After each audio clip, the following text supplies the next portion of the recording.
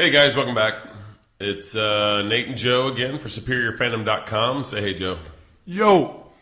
Jarrett on the ones and twos. Hello. There's no ones or twos. That's true.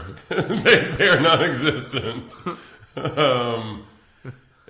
Normally we've been doing a segment called Rapid Fire on off-season acquisitions for Major League Baseball. Unfortunately, right now we only have a couple to talk about, but we have a little more baseball to talk about. But we are gonna touch on a couple contracts that have just happened. We're gonna slow it down, bullshit, and you gotta listen to us. Exactly. I'm gonna throw a name at you real quick, Joe, and I want you to tell me what you think. Carlos Beltran. Fucking great deal for this guy. He got, 3 years, $45 million to go to the Yankees. That's $15 million a year. He, the last couple seasons, he's had some bad knees, and people think he gets hurt. But he's actually played in 150-plus games the last 3 seasons. Mm-hmm. I expect him to hit a lot of home runs over that short porch. He's got the short porch in right field. Yeah, it's going to be ridiculous. Not only that, but if those knees do start to bark at the 36-year-old, he can fucking DH now. So you're not going to get very many days off of Beltran. I think it's a great pickup. I think it's one of many that the Yankees have made this season, and I support it. Let's talk about that National League New York team that made another splash. I heard he had some salmon for these guys and ended up signing a deal. Tell me about Curtis Granderson. That's a little bizarre to me. I mean, Curtis Granderson's obviously been producing the last few years. He's hit 40-plus home runs, for the Yankees. But then last year, he played, 61 games and hit just over the Mendoza line, 229, 230. And then the Mets give him a 4-year deal at $60 million. I can't get behind this. I get it. I think this signing is to put butts in seats because I personally don't think that the Mets are going to be any good this year. I also hear a rumor that they're going after a guy we talked about our last episode, and we both agreed that we didn't think he was going to get another job. But the 40-year-old fat man, Bartolo Colon, which, if they do actually land Bartolo Colon, they've got 2 guys that will potentially sell some tickets because you're going to have Mets fans that are just grasping at hope that they have nothing else, but they're like, wait, we've got a couple names that we can actually come out and listen to and watch. I don't understand. Obviously, if they offered that to Curtis, he jumped on it. He's like, absolutely. Yeah, I don't think it was. Yeah, I just don't understand the trade, or not the trade, the signing. Sandy Alderson must have really came up with some good salmon there. I don't know apparently. I don't know where he's eating, but I'd love to go to dinner.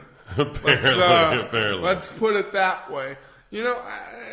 Maybe Granderson sells tickets. I couldn't tell you. I mean, you couldn't sell him less tickets.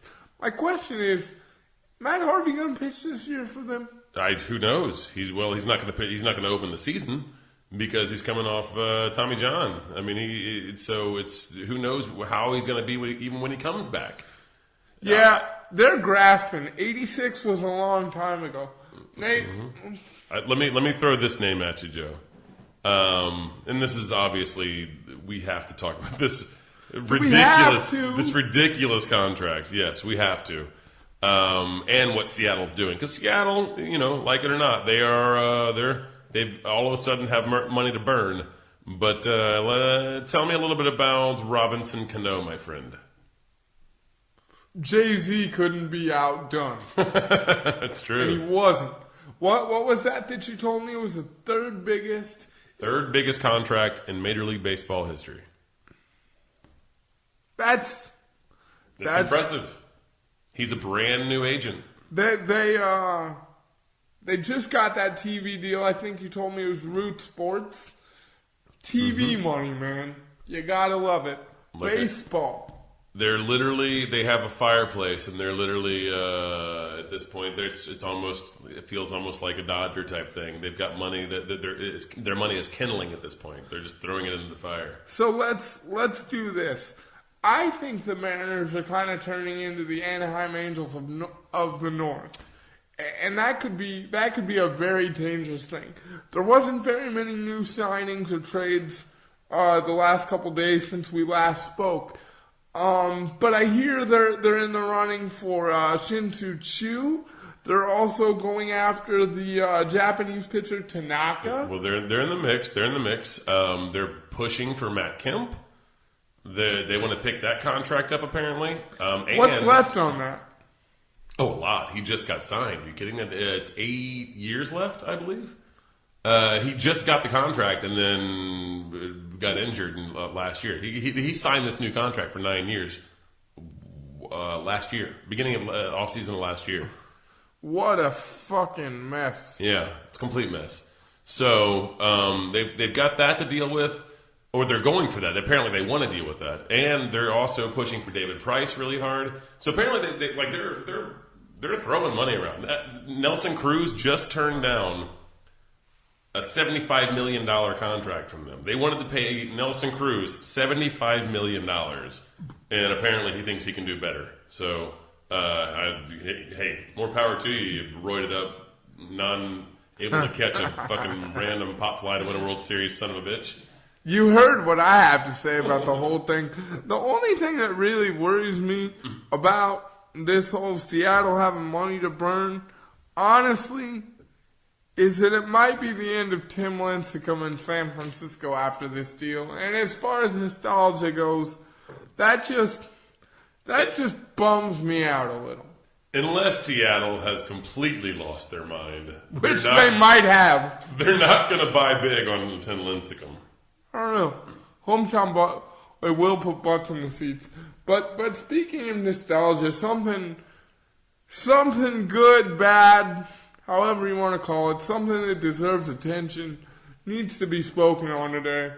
And Roy Halladay retired, man. Yeah, it's rough.